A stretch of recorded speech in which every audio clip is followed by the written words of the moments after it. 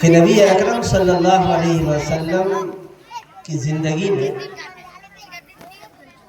سن 10 نبوت کو یا پھر سن 11 نبوت کو، نبوت کے 10ویں سال یا 11 سال، رسول اللہ صلی اللہ علیہ وسلم نے ایک سفر فرمایا، ایک سفر کیا ہے۔ اس سفر کا نام ہے معراج۔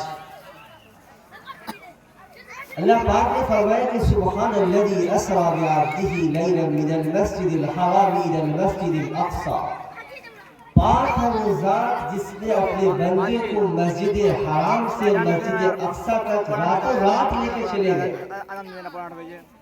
آپ کو معلوم ہونا چاہیے کہ مسجد حرام سے مسجد اقصی کا سفر یعنی مدت لمبائی 1200 کلومیٹر ہے، اور اللہ پاک نے اس سفر کو چند گھنٹے میں طے فرما دیا۔ اور پھر نبی پاک صلی اللہ علیہ وسلم مسجد حرام میں تشریف فرما تھے، جبریل امین تشریف لائے، ساتھ میں سواری لے کر آئے جس کا نام براق تھا۔ اس سواری کو باہر کھڑا فرمایا اور نبی علیہ السلام کو بیدار فرمایا۔ جب بھی نبی علیہ السلام کہا کروں تو آپ بھی کہیے صلی اللہ علیہ وسلم، تو آپ کے بیٹھنے کا فائدہ محسوس ہوگا۔ تو جبریل امین جب تشریف لائے ہیں تو نبی علیہ السلام آرام فرما رہے تھے، تو سوچا کہ کیسے جگاؤں۔ وہ عالی مرتبت اتنی عظیم شخصیت جس کے صدقے میں کائنات کو بنایا گیا، کیسے جگاؤں؟ بدن کو ہلا دوں، ہاتھ پکڑ لوں، پیر چھو لوں یا سر پکڑوں، کیا پکڑوں؟ علماء نے لکھا کہ جبریل امین جب پہنچے ہیں نبی علیہ السلام کی خدمت میں تو اپنا ہونٹ کو نبی علیہ السلام کی قدم مبارک میں سٹایا، لگایا۔ نبی علیہ السلام بیدار ہوئے، قربان جائیے اس ذات اقدس پر جس کی وہ عظیم اللہ نے وہ مرتبہ عطا فرمایا جس کا پوچھنا ہی نہیں۔ مجھے اس سفر کا مختصر ذکر کر رہا ہوں، جو اصل بات ہے وہ آپ سے ذکر کرنا ہے۔ نبی علیہ السلام مسجد حرام سے مسجد اقصی پہنچے ہیں، سارے انبیاء اکرام علیہ السلام موجود تھے، سب کی امامت نبی اکرم صلی اللہ علیہ وسلم نے فرمایا۔ وہاں پر یہ بتلایا گیا، امت کو بتلایا گیا، قیامت تک کے آنے والے لوگوں تک کوئی بات لایا گیا کہ حضرت نبی اکرم صلی اللہ علیہ وسلم تمام انبیاء کے سردار ہیں۔ اور پھر نماز پڑھانے کے بعد سفر ہوا ہے خلا کا، آسمان کا سفر جو ہوا ہے آسمان کی طرف۔ اس سفر کے بیچ میں خلا میں کئی گنہگاروں کو دکھلایا گیا۔ ان گنہگاروں کا ہم اصل تذکرہ کرنا چاہ رہے ہیں۔ پہلے ہم پہنچتے ہیں سدرۃ المنتہا تک۔ سدرۃ المنتہا وہ مقام ہے آسمان پر، ساتویں آسمان کے اوپر، پہلے آسمان، دوسرا، تیسرا، چوتھا، پانچواں، چھٹا، ساتواں، ساتوں آسمان پر مختلف انبیاء اکرام علیہ السلام سے ملاقات ہوئی ہے۔ اور سدرۃ المنتہا جہاں کوئی نہیں جا سکتا ہے، اس کے آگے کوئی نبی نہیں گئے، کوئی فرشتہ نہیں جا سکتا ہے، صرف اجازت ہوئی ہے تو نبی اکرم صلی اللہ علیہ وسلم کی۔ میرے محترم بزرگوں، دھیان سے سنیے، میں کچھ کہنا چاہ رہا ہوں آپ سے۔ کوئی ضرورت نہیں تھی کہ میں اتنا دور سے میں آپ کی خدمت میں اس گاؤں کا ہی ہوں، لیکن آپ کے سامنے حاضر ہوا ہوں تو کچھ سبق سنانا چاہتا ہوں آپ کو۔ جو سبق ہم نے پڑھا ہے وہ سبق سنا رہا ہوں، اور اس سبق کو آپ دھیان سے سنیں گے تو بڑا فائدہ ہوگا۔ میں یہ کہنا چاہ رہا ہوں کہ نبی علیہ السلام سدرۃ المنتہا سے جب آگے بڑھے ہیں تو نبی اللہ پاک کے دربار میں جب حاضری ہوئی ہے تو قرآن کہتا ہے کہ فَكَانَ قَابَ قَوْسَيْنِ أَوْ أَدْنَىٰ۔ اللہ پاک کے اتنا قریب ہوئے نبی علیہ السلام کہ قوسین کے معنی آتے ہیں نیزہ۔ اس کو سمجھ لیں کہ ایک ہاتھ کہہ لیں یا دو ہاتھ کہہ لیں، نبی اکرم صلی اللہ علیہ وسلم اور اللہ کے درمیان 2 ہاتھ کا فاصلہ ہے. کتنے ہاتھ کا فاصلہ ہے؟ صرف 2 ہاتھ کا. میری بات کو سمجھیے، 2 ہاتھ کا فاصلہ ہے اللہ پاک اور نبی علیہ السلام کے بیچ میں. صرف 2 ہاتھ کا فاصلہ ہے. اور اس فاصلے میں جو اللہ پاک نے اللہ کے رسول صلی اللہ علیہ وسلم جو کچھ ہدیہ لے کر گئے. مہمان جب کہیں جاتا ہے تو کچھ لے کر جاتا ہے، اور کچھ کہیں سے جاتا ہے مہمان واپس تو کچھ لے کر بھی آتا ہے. اللہ کے رسول صلی اللہ علیہ وسلم جب پہنچے ہیں تو فرمایا التحیات للہ والصلوات والطیبات، تمام قولی عبادتیں، تمام بدنی عبادتیں، تمام مالی عبادتیں یہ اللہ آپ کے لیے. اللہ کے سامنے جب حاضر ہوئی ہے، جب یہ مہمان اپنا تحفہ پیش کیے ہیں نبی علیہ السلام، تو اللہ نے کہا السلام علیکم ایھا النبی ورحمۃ اللہ وبرکاتہ. اے نبی آپ پر سلامتی ہو، آپ پر سلامتی ہو، اللہ کی طرف سے سلامتی ہو. تو نبی علیہ السلام پر قربان جائیے، ہم جیسے لاکھوں کروڑوں اربوں چار قربان ہو جائے. جب یہ اللہ کی طرف سے سلامتی ملی ہے تو اللہ کے رسول صلی اللہ علیہ وسلم نے فرمایا کہ نہیں، دل میں کہا یہ سلامتی صرف میرے اوپر نہیں، السلام علینا وعلی عباد اللہ الصالحین، سلامتی ہم پر بھی ہو اور اللہ کے تمام نیک بندوں پر بھی ہو، پوری امت پر ہو. پوری امت کے لیے اللہ کے رسول صلی اللہ علیہ وسلم نے سلامتی کی دعا دیا. اور پھر سنیے، اللہ کی طرف سے مل گیا. اس کے بعد اللہ پاک نے ایک بہت بڑا تحفہ دیا. 2 تحفہ لکھتے ہیں علماء کرام. اتنا قریب کر اللہ پاک نے جو چیز نوازا ہے وہ نماز ہے. اتنا قریب کر کے بات کو سمجھیے. زکوٰۃ، حج، روزہ اور اسی طریقے سے توحید وغیرہ اور دیگر ارکان، یہ ساری چیزیں اللہ پاک نے زمین پر اتار کر وحی کے ذریعے سے فرض فرمایا. لیکن نماز کی جب باری آئی ہے تو اللہ پاک نے معراج فرما کر اپنا قریب بلا کر 50 وقت کی نماز فرض فرمایا. 50 وقت کی نماز. تو 7ویں آسمان پر آئے اور پھر 6ٹھے پر حضرت موسیٰ علیہ السلام نے کہا اللہ کے رسول صلی اللہ علیہ وسلم آپ کی امت بہت کمزور ہے، جائیے نماز میں کمی کروا لیجیے، ڈسکاؤنٹ کرائیے آپ، نہیں تو آپ کی امت نہیں کر پائے گی 50 وقت کی. تو یکے بعد دیگرے، ایک بار گئے تو 5 وقت کم کیا، پھر گئے 5 وقت کی، پھر گئے 5 وقت، بار بار گئے، یہاں تک کہ 45 وقت کی نماز کم ہو گئی. تو پھر دوبارہ موسیٰ علیہ السلام نے کہا کہ پھر جائیے اور کم کرائیے، آپ کی امت بہت کمزور ہے. اللہ کے رسول صلی اللہ علیہ وسلم نے فرمایا اب مجھے شرم آتی ہے، اب تو مجھے شرم آتی ہے کہ میں اللہ کے پاس جا کر اب 5 وقت میں سے بھی کم کر دوں، اب نہیں جاؤں گا. لہذا 5 وقت کی نماز پر فرمایا اللہ پاک نے، اور ثواب رکھا 50 وقت کی نماز کی. میرے محترم بزرگوں، یہاں سے ایک بات سمجھیے، کئی بات آپ سے عرض کرنی ہے. ایک بات یہ سمجھیے، اتنا قریب بلا کر اللہ نے نماز کو فرض فرمایا، تو کیا ہمارے اور آپ کے لیے نماز فرض ہونا چاہیے کہ نہیں؟ نماز پڑھنا چاہیے نہیں؟ ہمارے دیہات کے اندر جانوروں کو کھلانے کے لیے صبح 4 بجے لوگ بیدار ہو جاتے، اٹھ جاتے ہیں. اپنے کھیت کو جتوانے کا ٹائم آ جائے، اگر مشین والا فون کر دے کہ رات کے 3 بجے آپ کو کھیت پٹانا ہے، لوگ نیند قربان کر کر کھیت پٹانے چلا جاتا ہے. لیکن اسی وقت میں اذان کی آواز آتی ہے لیکن مسجد نہیں جا سکتے. میرے محترم بزرگوں، کتنا افسوس کی بات ہے، کتنا شرم کی بات ہے. اسی معراج کے سفر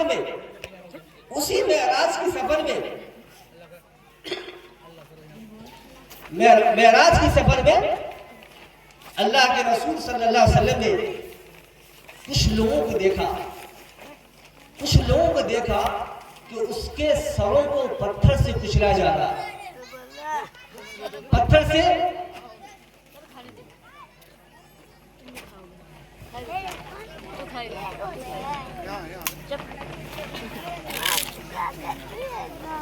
معراج کے سفر میں دیکھا کہ کچھ لوگوں کے سروں کو پتھر سے کچلا جا رہا ہے، بار بار کچلا جا رہا ہے.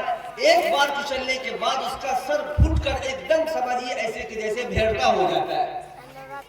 پھر اس کا سر صحیح ہو جا رہا ہے، پھر اس کا سر کو کچلا جا رہا ہے. نبی اکرم صلی اللہ علیہ وسلم نے فرمایا کہ یہ کون لوگ ہیں جن کے سروں کو بار بار کچلا جا رہا ہے؟ نبی علیہ السلام نے فرمایا یہ وہ لوگ ہیں جو نماز چھوڑتے ہیں، نماز چھوڑ کر سوتے رہتے ہیں۔ آخر نیند کا تعلق کس سے ہے؟ سر سے ہے، سر ہی تو آنکھ ہے، اس آنکھ کے اندر نیند آتی ہے۔ لہذا انسان جتنا سو رہا ہے اللہ کی نافرمانی کر کر، اللہ کے حکم کو توڑ کر، نماز کو چھوڑ کر، اس لیے ایسے لوگ کے سر کو کچلا جائے گا۔ اگر ہم اور آپ نماز چھوڑ رہے، ہماری ماں اور بہنیں نماز چھوڑ رہی ہے، ہمارا گھر بے دین ہوتا جا رہا ہے، تو یاد رکھیے اس گھر کا باپ ذمہ دار ہے۔ اللہ کے رسول صلی اللہ علیہ وسلم فرمایا کلکم راعٍ وکلکم مسئول عن رعیتہ، تم میں سے ہر شخص ذمہ دار ہے، اس کی ذمہ داری کے بارے میں اللہ پوچھیں گے۔ لہذا اگر ہمارے گاؤں کی مساجد میں اذان کی آواز آتی ہے گھروں کے اندر اور تقریباً آتی ہے، کوئی ایسا گھر نہیں ہے گاؤں کے اندر جس کے گھر کے اندر اذان کی آواز نہیں آتی ہے۔ میرے محترم بزرگوں، اسی مجلس میں بیٹھ کر اگر میری بات خدا سے دعا کرتا ہوں میں کہ اللہ میرے دل سے نکال کر آپ کے دل میں سما دے، اور آپ کو اللہ ہدایت دے دے، اللہ ہمیں بھی ہدایت دے دے، عقل سلیم اللہ عطا فرمائے کہ پورا گاؤں کا ایک ایک فرد، میری ماں اور بہنیں اور میرے عزیز و اقارب، میرے رشتہ دار، آپ سب کے سب 5 وقت نمازی بن جائے تو انشاءاللہ آپ کی زندگی کے اندر نور ہوگا، اللہ کی رحمتوں کا نزول ہوگا، اللہ کی طرف سے برکتوں کا نزول ہوگا جب آپ نماز پڑھیں گے۔ آپ عہد کریے کہ نماز نہیں چھوڑنا ہے، چاہے ہمارا کھیت جل جائے، چاہے ہم جانور کو کھلائیں چاہے نہ کھلائیں، ہم بھوکے رہیں، لیکن نماز کے لیے کچھ نہیں۔ ایک بات بتاتا ہوں آپ کو، نبی اکرم صلی اللہ علیہ وسلم جب آخری بار جب روح نکل رہی تھی، روح، سر مبارک حضرت عائشہ رضی اللہ تعالی عنہا کے زانوئے مبارک پر تھا، روح نکلنے والی ہے، شدت، موت جب آتی ہے تو تکلیف ہوتی ہے، پریشانی ہوتی ہے۔ اللہ نے کہا وَجَاءَتْ سَكْرَةُ الْمَوْتِ بِالْحَقِّ، کہ موت کی سختی بہت خطرناک ہے، برحق ہے اور ہونا ہی ہے۔ حدیث میں آتا ہے، کتابوں میں لکھا ہے کہ موت کے وقت ایسی سختی ہوتی ہے کہ آدمی کو سمندر پلا دیا جائے جو اس کی پیاس نہیں بجھ سکتی ہے۔ نبی اکرم صلی اللہ علیہ وسلم کو بھی تکلیف محسوس ہوئی تو اللہ کے رسول صلی اللہ علیہ وسلم تکلیف محسوس فرما رہے تھے تو پیالے میں پانی تھا، اس پیالے میں ہاتھ ڈالتے تھے، اپنا چہرہ پر ڈالتے تھے اور بار بار کہتے تھے اللہم رفیق الاعلیٰ، میں رفیق اعلیٰ سے ملنے والا ہوں۔ حضرت عائشہ سے فرمایا اے عائشہ ذرا پردہ تو ہٹاؤ، ذرا پردہ ہٹاؤ، میں دیکھوں کہ میری امت کس حالت میں ہے۔ اللہ کے رسول صلی اللہ علیہ وسلم کے حکم کے مطابق حضرت عائشہ نے پردہ ہٹایا تو دیکھا کہ مسجد نبوی میں سارے صحابہ اکرام نماز پڑھ رہے تھے۔ اللہ کے رسول صلی اللہ علیہ وسلم نے فرمایا کہ الحمدللہ میں اس حالت میں اس دنیا سے جا رہا ہوں کہ میں اپنی امت کو نماز کی حالت میں چھوڑ کر جا رہا ہوں۔ آپ سمجھ سکتے ہیں میری بات؟ اللہ کے رسول صلی اللہ علیہ وسلم نے آخری دیدار فرمایا امت پر اور نماز کی حالت میں امت کو چھوڑا ہے۔ آج امت کا حال یہ ہے کہ امت شادی بیاہ کو، میلے میں جانے کو، بازار میں جانے کو اور دیگر چیزوں کو بہت ضروری سمجھتا ہے انسان، لیکن نماز کو ضروری نہیں سمجھتا۔ میرے پیارے دوستوں، میرے عزیز و اقارب، آپ نماز کا پابند بن جائیے، اس لیے نماز کا ماحول بنائیے، فضا بنائیے۔ آپ فجر میں اٹھیے اور فجر میں اٹھنے کے بعد اعلان کریے گھر کے اندر کہ اٹھ جاؤ، نماز پڑھو، ایک نہ ایک دن تو ہمیشہ کے لیے سونا ہی ہے، آج اٹھ کر نماز پڑھ لو میرے بھائیوں۔ پھر پتہ نہیں کس حالت میں موت آ جائے، موت تو آنی ہے نا، اسی حالت میں اگر بے نمازی ہو کر مر گئے میرے محترم بزرگوں تو افسوس کے سوا کچھ نہیں، کوئی پوچھنے والا نہیں ہے۔ اس لیے ایک بات تو یہ ہے کہ آپ نماز پڑھیے۔ دوسری بات، معراج کی سفر پر جو حدیث ہم نے پیش کیا، اللہ کے رسول صلی اللہ علیہ وسلم نے فرمایا کہ مجھے معراج کرایا گیا، میں خلا میں دیکھا، کچھ لوگوں کو دیکھا، کچھ لوگوں کو کہ ان کے پیٹ اتنے بڑے تھے جیسے گھر بڑا ہوتا ہے. ایک گھر کتنا بڑا ہوتا ہے؟ وہ فرمایا کہ ان لوگوں کا پیٹ اتنا بڑا تھا جیسے ایک گھر. فرمایا کہ ترا فیہا الحیات کہ اس لوگوں کے پیٹ کے اندر سانپ دکھائی دے رہا تھا. ان لوگوں کے پیٹ کے اندر سانپ دکھائی دے رہا تھا. نبی علیہ السلام نے فرمایا کہ من ہؤلاء یا جبرائیل، جبرائیل یہ کون لوگ ہیں؟ فرمایا کہ اکلت الربا، یہ وہ لوگ ہیں جو سود کھور ہے، سود کھانے والا ہے. میرے محترم بزرگوں، میں عرض کر رہا ہوں کہ اللہ کے رسول صلی اللہ علیہ وسلم نے معراج کے سفر میں خلا میں دیکھا کہ کچھ لوگوں کے پیٹ اتنے بڑے تھے جس میں کہ گھر اتنا بڑا، اس میں سانپ تھا. پوچھا گیا کون ہے تو کہا کہ سود کھانے والا ہے. لہذا سود بہت گندی چیز ہے، ناپاک چیز ہے، نجس چیز ہے، بہت ہی پاک ہے. ایک مسلمان کے لیے، ایک ایمان والوں کے لیے سود کھانا حرام ہے. اللہ نے کہا یمحق اللہ الربا ویربی الصدقات واحل اللہ البیع وحرم الربا. اللہ نے خرید و فروخت کو جائز قرار دیا ہے، سود کو حرام کر دیا. اللہ پاک میرے محترم بزرگوں، سود سمجھتے ہیں؟ سود کا مطلب جس کو ہم لوگ بیاج کہتے ہیں. آج اکثر گھروں کے اندر ہماری ماں اور بہنیں اپنے زیورات جو شادی میں ماں باپ دیتے ہیں اس کو سونار کے پاس رکھ کر پیسہ اٹھا کر اس پیسے سے اپنا گھر چلاتی ہے، اس پیسے سے اپنا شوہر کا کرایہ بھاڑا دیتی ہے، اس پیسے سے اپنا سارا کام کاج کرتی ہے اور پھر سود پر سود بھرتی چلی جاتی ہے. یہ سود لینا حرام ہے، سود لینا حرام ہے، سود دینا بھی حرام ہے، اس پر گواہ بننا بھی حرام ہے. لہذا سود خوری نہیں ہونا چاہیے. بہت سارے لوگ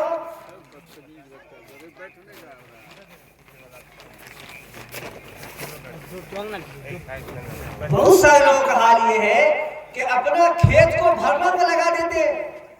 یہ دیہات ہے، اس لیے دیہات ہی زمانے میں جو دیہات کے اندر برائیاں ہیں ان برائیوں کو آپ کے سامنے کھول کر اس لیے عرض کیا جا رہا ہے کہ لوگوں کو پتہ ہی نہیں ہے کہ گناہ ہے، یہ حرام ہے، یہ ناجائز ہے اور گناہ پر گناہ ہوتا چلا جا رہا ہے. اس لیے ایک بات میں عرض کر رہا ہوں کہ حرام مال، جیسے سود کے بارے میں نے کہا، سود کیا ہے؟ کوئی 1 لاکھ روپیہ دیا اور اس پر کہا گیا کہ تم کو 1 لاکھ کے بدلے تم کو 1,10,000 روپیہ دینا ہے، 1,20,000 روپیہ دینا ہے. ایک بات یاد رکھیے، فقہاء نے لکھا کل قرض جر نفعا فهو ربا. ہر وہ قرض جس کے اندر نفع ہو، ہر وہ قرض اصولی بات، ایسی بات عرض کر رہا ہوں، بتا رہا ہوں آپ کو، آپ اگر یاد رکھ لیں گے تو وہ ترازو ہو جائے گا آپ کو کہ ہر وہ قرض جس کے اندر نفع آئے وہ حرام ہے، وہ حرام ہے. جیسے آپ 10 روپیہ کسی کو قرض دیا آپ نے اور اس نے کہا کہ آپ کو 12 روپیہ دینا ہے، یہ 2 روپیہ دینا حرام ہے. تو اسی طریقے سے کھیت وغیرہ کو بھرنا پر لگانا، کھیت کسی کو دے دیا، اس سے پیسہ اٹھا لیا اور اس پیسے سے اپنا گھر چلا رہے ہیں، اپنا شادی بیاہ کر رہے ہیں، وہ بھی حرام ہے. اس لیے میرے محترم بزرگوں، آپ اپنا مال کو پاک کریے، اپنا پیٹ کے اندر اچھا اور پاکیزہ غذا جانے دیجیے، ناجائز اور حرام غذا کو نہیں جانے دیجیے. اللہ کے رسول صلی اللہ علیہ وسلم نے فرمایا کہ بہت سارے لوگ ایسے ہیں جو نماز پڑھتے ہیں، ذکر کرتے ہیں، دعا کرتے ہیں، تہجد پڑھتے ہیں، اللہ کے سامنے گریہ بازاری کرتے ہیں اور اس کا کھانا حرام، اس کا پینا حرام، اس کا لباس حرام، اس کا اٹھنا بیٹھنا حرام جگہ پر.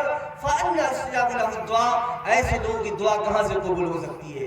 اس لیے میرے محترم بزرگوں، اپنا پیٹ کے اندر جائز اور پاکیزہ روزی جانے دیجئے تو آپ کی دعائیں قبول ہوگی. یاد رکھیے سود کھانے کا جو انجام ہے نا، اللہ پاک نے فرمایا وَمَنْ عَادَ فَأُولَٰئِكَ أَصْحَابُ النَّارِ. جو لوگ باز نہیں آئیں گے، سود کھانے سے باز نہیں آئیں گے، ایسے لوگوں کو اللہ نے کہا کہ جہنمی ہے، جہنم میں جائے گا. ہم لوگوں کے سامنے تذکرہ ہوتا ہے نا کہ جہنم میں جائے گا، جہنم میں، جہنم کچھ سمجھ ہی نہیں آتا ہے. میں آپ کو بتا رہا ہوں کہ جہنم کے اندر کیا ہے. اللہ نے کہا कुल्लमा नज़जत जुलूदुहुम बदलनाहुम जुलूदन गैरहा लियज़ूक़ुल अज़ाब। अल्लाह ने कहा कि जब जब जहन्नम के अंदर इन लोगों की खाल जलकर राख हो जाएगी, बदलनाहुम जुलूदन गैरहा लियज़ूक़ुल अज़ाब, हम इनकी खालों को बदलते रहेंगे, लियज़ूक़ुल अज़ाब, ताकि ये अज़ाब को चखते रहे। एक बार जलने के बाद मामला खत्म नहीं है, बार बार जलना पड़ेगा, बार बार तकलीफ महसूस होगी, तब समझ में आएगा कि हमने गलत किया था। इसलिए मेरे मोहतरम बुजुर्गों, एक बात तो यह है कि अपने माल को पाक करिए, हलाल रिज़्क खाइए, सूद का निज़ाम को बंद करिए, अपने घरों के अंदर हलाल रोज़ी का इंतजाम करिए, अपनी औरतों को समझाइए कि वो पाकीज़ा रिज़्क की तरफ दौड़े, और जो भी नाजायज तरीके से माल आ रहा है उन सारे रास्तों को बंद किया जाए। इसलिए मेरे मोहतरम बुजुर्गों, एक बात तो मैंने अर्ज किया नमाज का, दूसरी बात हमने अर्ज किया कि अपने माल को पाक करिए, सूद से बचिए। ये दो बातें। तीसरी बात मुख्तसरन अर्ज करूंगा अपने गांव के बच्चे और बच्चियों के लिए। याद रखिए, अपनी औलाद अल्लाह की बहुत बड़ी नेमत है। औलाद बहुत बड़ी नेमत है। औलाद कुछ करे अगर तो उसका वबाल किस पर पड़ता है? माँ बाप पर पड़ता है। आज अगर हमारे बच्चे या बच्चियां गुनाह करे, अगर नाजायज ताल्लुकात कायम कर ले, नाजायज तरीके से किसी से बातचीत करे, हम लोगों को समझ ही नहीं आता है कि किससे पर्दा करना चाहिए। याद रखिए, खलेरा भाई, ममेरा भाई, फुफेरा भाई, चचेरा भाई, ये वो रिश्तेदार है जिनसे हमारी बेटी को मुकम्मल पर्दा करना है। आज लोग अपने चचेरा भाई के, खलेरा भाई की बाइक पर सफर कर रही है, दूर दूर का रिश्तेदार है, उसके बाइक पर सहरसा जा रही है। इसलिए अपने बच्चियों को, खुसूसन लड़कियों को पर्दा का इंतजाम करिए। बच्चियां बालिग होने के बाद अपने घरों में रखिए, घर में पढ़ाइए, बाहर मत निकलने दीजिए, क्योंकि इनकी इज्जत, आपकी इज्जत, अगर इनसे कोई गलती कोताही हुई तो आप बदनाम होंगे। इसलिए अपने बच्चियों पर, अपने बच्चों पर निगाह रखिए, सख्त निगाह रखिए, कोई गलती नहीं हो, कोई ऐसे इर्तिकाब न कर पाए जिससे आपकी बदनामी हो। वक्त बहुत कम है, हमारे यहाँ बहुत सारे उलमाए किराम हैं, सारे हज़रात की बातें सुनी है। मैं जो बात अर्ज किया हूँ, अल्लाह करे कि अल्लाह आप सबके दिल में अल्लाह समा दे, अल्लाह हम सबको कहने से ज़्यादा अमल की तौफीक अता फरमाए। बाक़ी दावत अल्हम्दुलिल्लाह रब्बिल आलमीन।